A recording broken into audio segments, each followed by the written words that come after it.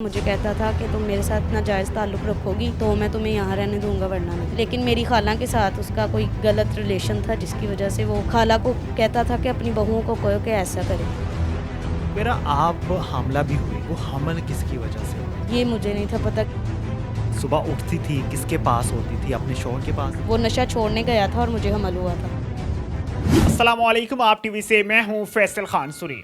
आज शेखुपुरा में मौजूद हूं, मेरे साथ सवेरा मौजूद है। सवेरा की शादी तकरीबन 4 साल पहले बशारत नामी शख्स से होती है। बशारत सवेरा का कज़न था, लेकिन सवेरा के शौहर को किसने कत्ल करवाया?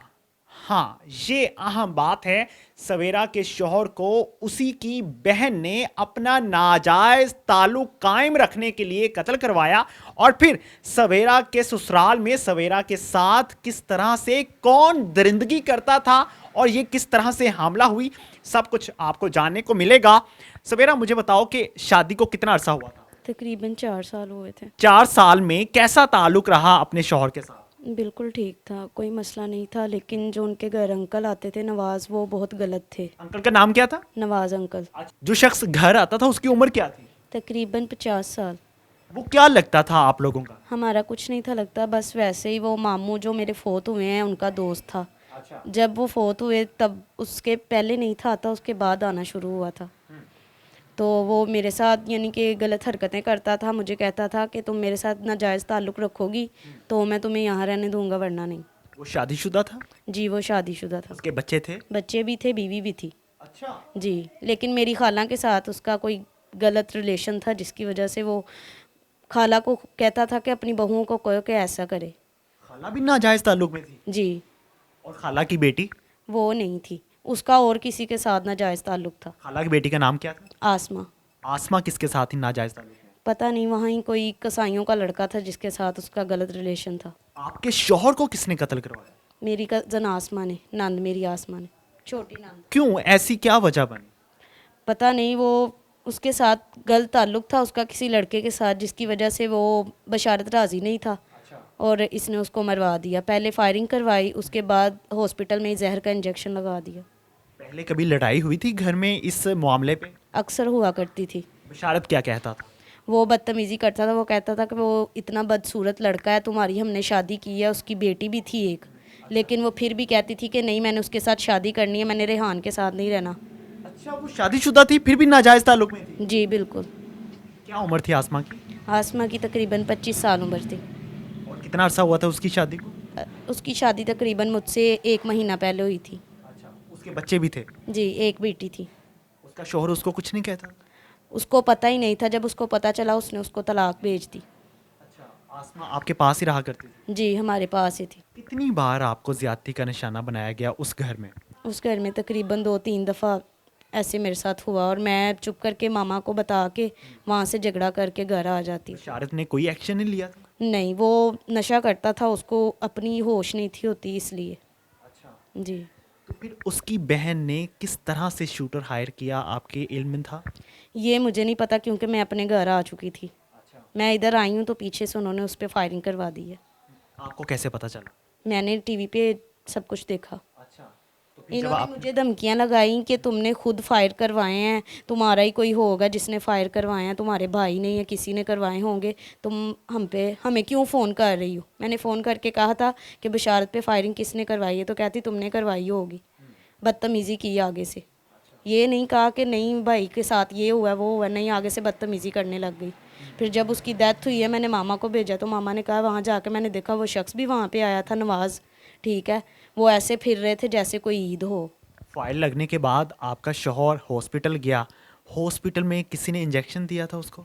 आसमा ने पैसे दिए थे अपने छोटे भाई मुदस्सिर को और वो जहर का इंजेक्शन रात को तकरीबन लगा के आया था। उस टाइम पे कोई डॉक्टर नहीं था हॉस्पिटल में? नहीं, तकरीबन 2-3 के करीब ही उसने इंजेक्शन लगाया था और सुबह जुमे के बाद उसकी डेथ हो गई। बशारत ने मरने से पहले कोई पैगाम पहुंचाया आपको? नहीं, मामा को सिर्फ वो पैगाम पहुंचाता रहा, जी मुझे मिलने आओ, मैंने आपसे मिलना चाहता हूँ। मेरे मामू को भी उसने कहा था कि खाला रज़िया को इधर लेके आए। आपके ख्याल में क्या बातें शेयर करना चाहता होगा वो? यही कि वो मुझसे सुलह करना चाहता था, लेकिन उसकी माँ और उसकी बहनें जो हैं वो उसका घर नहीं थी बसने देती। वो आपसे प्यार करता था? जी करता था। सवेरा आप हामला भी हुई, वो हमल किसकी वजह से हुआ था?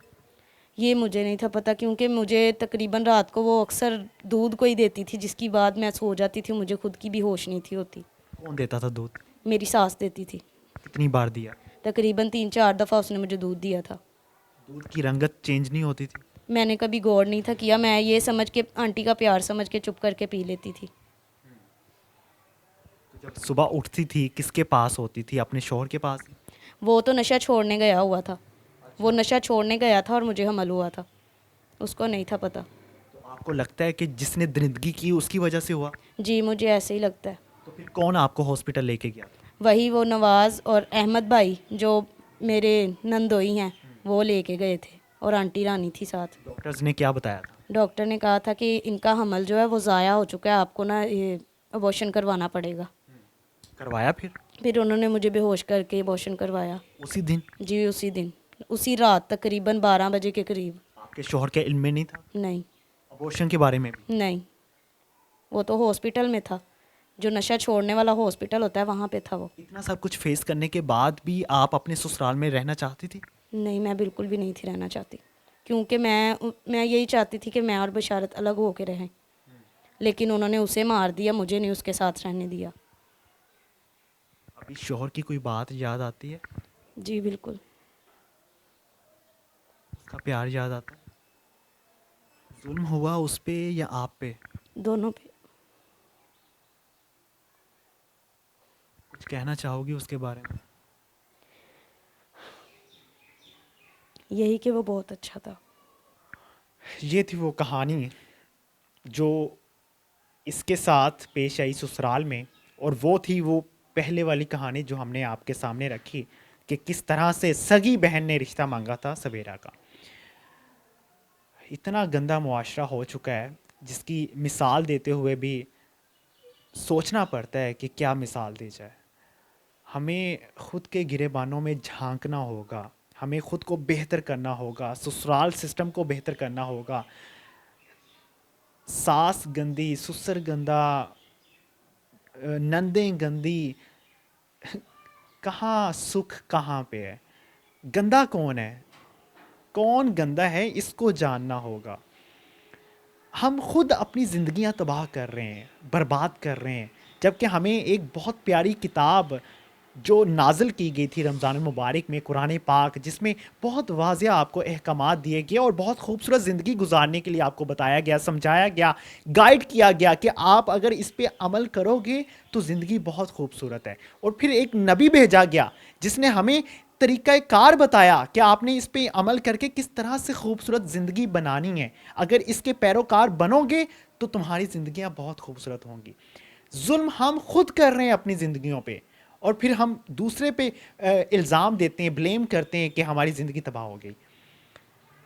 रहम करें खुद पे भी और दूसरों पे भी, इस तरह से खुद की ज़िंदगियाँ, दूसरों की बेटियों की ज़िंदगियाँ, बेटों की ज़िंदगियाँ तबाह ना करें।